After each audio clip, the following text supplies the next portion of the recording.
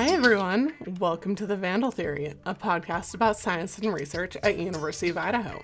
I'm Danae Lenz, the External Communications Coordinator at U of I, and the host of the special summer season where we're diving into short episodes on research that matters to Idaho.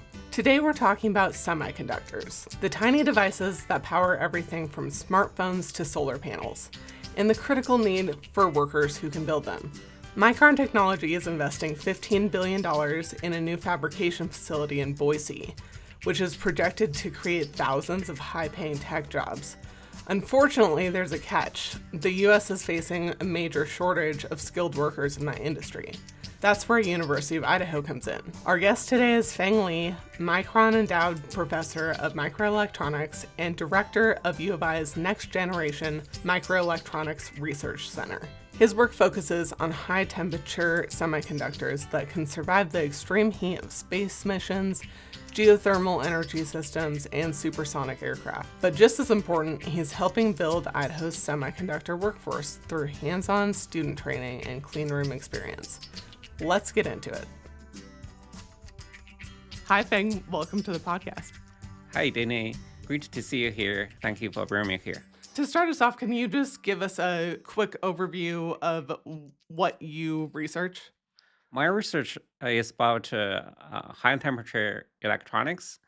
I design, fabricate, and package semiconductor chips that can survive and operate at high temperatures up to 600 degrees Celsius. So these semiconductor devices are made of wide bandgap materials such as silicon carbide, gallium nitride, and even diamond.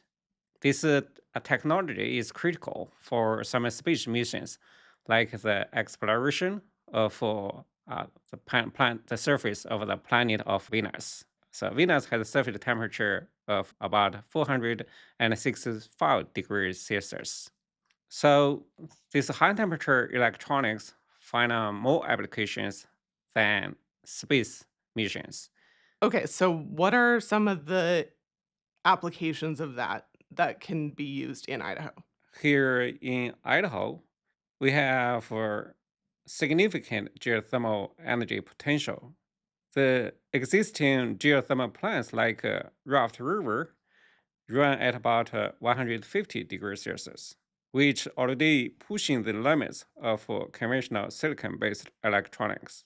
As we move forward deeper in enhancing geothermal systems, we could see operating temperatures climb to 250 or even 300 degrees Celsius. To make those systems more efficient and scalable, we need electronics that can function reliably in that kind of heat. So what are some of the larger implications for the research that you're doing?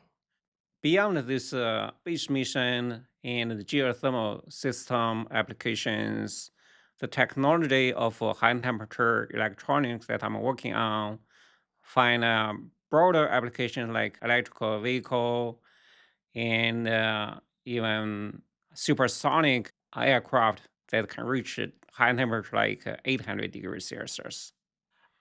In Idaho, we have Micron. So you're the Micron Endowed Professor. What are you doing with them to help develop the workforce and develop new technology?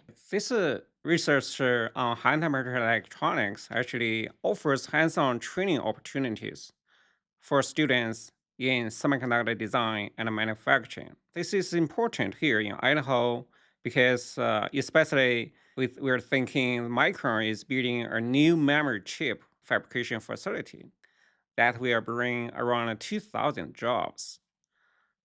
We are helping to prepare the next generation of engineers and technicians for these high-tech semiconductor roles, supporting Idaho's growing role in the national semiconductor landscape. As a micro-endowed professor, I traveled to Boise to meet with their technical leaders, engineers, and other people in Micron to discuss their workforce development, especially for the semiconductor foundry they are building.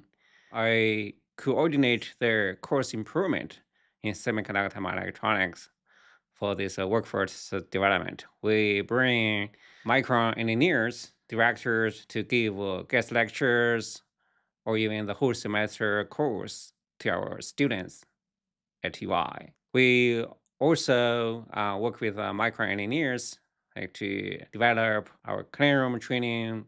And on the other hand, I work with the Micron engineers to develop a research project that can solve issues that Micron is facing, from an academic point of view. Micron is investing a lot in the state of Idaho. They're bringing a lot of jobs here. What is U of I and the work that you're doing? How is that going to benefit that industry and help fill all these high demand jobs? I'm training grad students and undergraduate students in semiconductor design and fabrication through the research projects. And on the other hand, uh, with support from Micron, we get a grant from Idaho Workforce Development Council to initiate semiconductor certificate and give directions to the students toward future semiconductor jobs. Also, with support from Micron and Idaho Workforce Development Council, we are expanding our clean room facility to accommodate more students and train more semiconductor engineers for the semiconductor workforce. Well, thanks so much for being on the podcast. I really appreciate being able to meet up with you. Thank you for giving me the opportunity to talk about the collaboration with Micron. Thanks for listening to the Vandal Theory. You can visit uidaho.edu/Vandal Theory to learn more about our research, or you can email us at vandaltheory@uidaho.edu. Subscribe on your favorite podcast platform and leave us a review while you're there. I'm Danae Lenz. Thanks for tuning in.